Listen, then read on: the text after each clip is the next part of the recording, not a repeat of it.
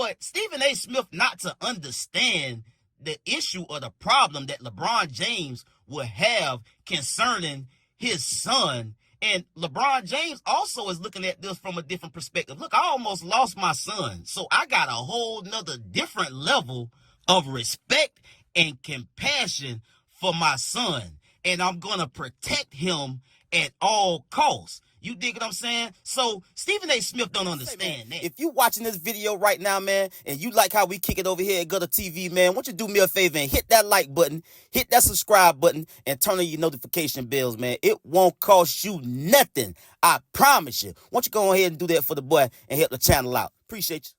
Say, man, shout out to Cameron, shout out to Stat Baby, and shout out to Mase, man, on the It Is What It Is podcast, man. They shared their opinions about this back and forth between LeBron James and Stephen A. Smith after LeBron James went on the Pat McAfee show yesterday, and he was asked about this Stephen A's Taylor Swift show, milking this back and forth controversy between him and LeBron. And I played that clip before we got into the rest of this because Cameron said some of the same exact things that I said, in my opinion, about this whole thing. Man, let's get to the content. Because it's a lot of players. Look, I even said it myself, and I'm cool with both these guys. I said it myself. Once a nigga questioned him as a father, it was going to be a problem. I knew that. I didn't know this factual. Nobody told me this, but I'm saying, bro, this is a problem. You telling a nigga how to parent, right, wrong, and indifferent, or what you think about it, you can't question LeBron James' parenting skills.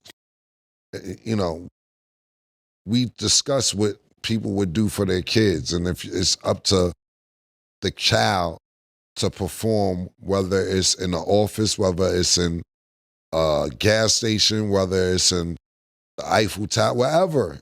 If you get your child a job somewhere, they still have to live up to the expectations of the job you got them.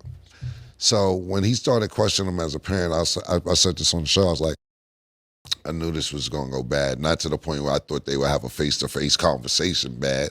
And LeBron's on the Pat McAfee show, and then Stephen A's response, et cetera, et cetera, et cetera. But you got to think about this too. You do a great job parenting, and just putting yourself in LeBron James' shoes for a second. You do a great job parenting. You bring your kids up the best you could be. They're in the public eye because you're in the public eye, et cetera, et cetera. And then you watching a child not breathe one day because he has cardiac arrest in the middle of a game. Now you're sitting there seeing your child not breathe. Work his way back to say, okay, cool, he didn't have a good year in college. We gonna try to see you get in the NBA. Gets in the NBA, he's not doing that well. But then you say, as a father, I'm begging you to stop this. I knew from there, it wasn't about basketball. And I heard Dwayne Wade and Carmelo Anthony actually speak on this. And Dwayne Wade said, I'm stepping to Stephen A. He said, I text Stephen A and told him that, like, bro, if you said that about my son or child, when I see you, I'm going to step to you too. Carmelo said, LeBron kind of did this for all of us. This is what we've been wanting to do for however long, et cetera, et cetera, et cetera. So that's that part of it. But now, bringing things back up to speed, you could tell by LeBron, I seen that part of the interview. LeBron's exact words were said, he's going to be so happy I'm talking about him. He's on a Taylor Swift tour. When he sees this, he's going to be home in his tighty whities. Yeah. Saying, ooh, look at him talking about me. That's his like verbiage, verbatim. His tighty whities. Look at LeBron talking about me. And there was a lot in that interview. And I'm not going to sit there and believe that it was technical difficulties. But a lot of shit was muted out when you watch that Pat McAfee and LeBron interview. It's getting muted like every 3-4 minutes or for about 20, 30 seconds. So to me, a lot of things were left out that they didn't want to be put out. I thought it was just my TV, but then I'm watching some clips on Instagram. It's muted out on other people's televisions as well. But as far as what Stephen A said,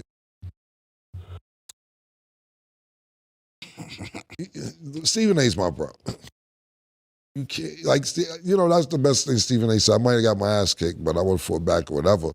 But LeBron's 6'8", 265 pounds, 270 pounds, in wild good shape, super duper good shape.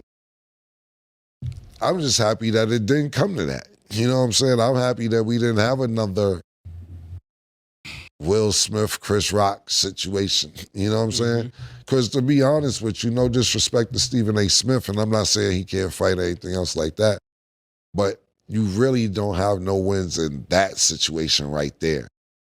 No weapons, no nothing. 6'8" freight train. I respect his response as a man and as what he felt like, but it just, I'm happy nothing physical happened. But I guess, you know, what can I say, Murder? I don't know what Sam said when he questioned like you his said, fatherhood. he told him as a father. When he questioned his fatherhood, that's where it went. What did he question? He said he needed to stop. He said it was something pertaining to Braun. He said you need to stop. He said basically Bronny had a bad game. There's a part of this. I get what you're saying. He should have never put him there as a dad. That's what he's saying. No. That's why I want you to be clear on everything. He basically said, as a father, stop this and this. I don't even mean to laugh, but Stephen A. said, stop this nonsense. Because Bronny didn't play good one night, so the next night he said he don't need to be there. I'm asking you as a father, stop doing this, man. As a father, stop this nonsense, man. What is he actually saying? Take him out of the NBA? That's what Stephen A. saying, but he was saying, not from as a father. As a father, because you made this happen. Yes, so I'm not disagreeing with you. I just want you to make sure. No, that's why I said they're both actually wrong, because that's the part that becomes clout. Like, he's saying these things with an animated voice because he know it's gonna trigger LeBron. LeBron is right now being triggered by that actual statement, and that's exactly what happened. You got him in the middle of the game to come walk over to you and talk to you. So that means that statement was triggering, you know. So if you're an analyst and you're a person that does it at such a high level that he does, that's just not the thing you do for the click. Yeah, and to that point, because you don't have to. You don't have to. Like, I hear people do things, and you're already who you are. You don't have to do that. And that's something you have to choose to do. Just like I got notes right here.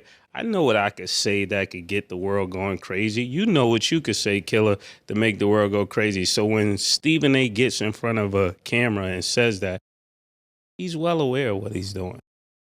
I can't hold him innocent in that as well. So that's why I said they're both wrong. It does become murky waters because I just feel like when you say certain things, of course, when you say something, everybody has a right to respond. But even in Stephen A.'s response by saying, you know, if he hit me, I would have swung. Like, for a lot of people, that's fighting words. Like, you ain't have to say you would have swung on me if that didn't happen. So you hypothetically saying, like, if he would have swung, I would have hit him. And LeBron didn't say he was going to swing on him. Exactly. That's the part that I'm talking about is for the clicks. And that's the thing that Carmelo is probably speaking of and Wade we're speaking of, that when people are doing things and they're playing with your life and your legacy just to make people laugh or just to get clicks. And people may feel like that's what we do, but that's certainly not what we do. So that's why in certain things, I find myself, pulling back from things. And that's when Killer came in and he was like, oh, we changing around here? We watering it down? Because I want to make sure that I'm being honest to what I really believe and not I'm saying something just to make you get hype about it.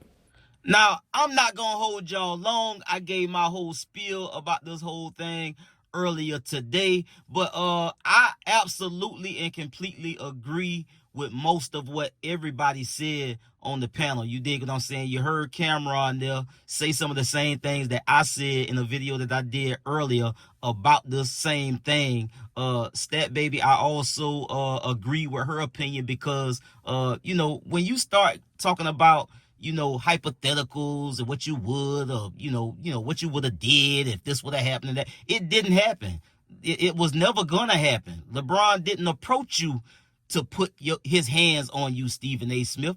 LeBron James approached you and looked you in your face like a man when he had the opportunity to do so, and he said what he had to say, protecting his son. You can call him a young man, or you can call him whatever you want to call him. In LeBron James' eyes, that's his child. That's his son.